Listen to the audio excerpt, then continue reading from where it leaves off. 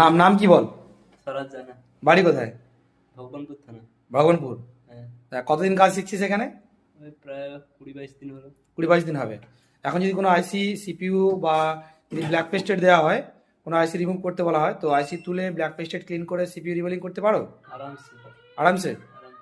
আর যদি কোনো কোনো ফোন নিয়ে এসে কাজ করেছো, ডাইরেক্ট কোনো ফোন চালু করেছো সিপিইউ রিমুভিং করে এখনো পর্যন্ত? প্রিপেড ফোন চালু করেছি, হ্যাঁ অ্যান্ড্রয়েড সেট ব্ল্যাক পেস্টেড উঠাচ্ছি, রিবোলিং করছি, হ্যাঁ। কিন্তু এখনো চালু করিনি। মানে এখন কি মনে হয় যদি কোনো রানিং সেট দেওয়া হয় সেটা করতে পারবে? পারবো। আরামসে করতে পারবে? পারবো। ঠিক আছে। না, আইসি খুব সুন্দর ক্লিনিং হয়েছে, এটা কিন্তু সবাইকে মানতে হবে। এবং বোর্ডও খুব সুন্দর পরিষ্কার হয়েছে। ঠিক আছে, ভালো হয়েছে।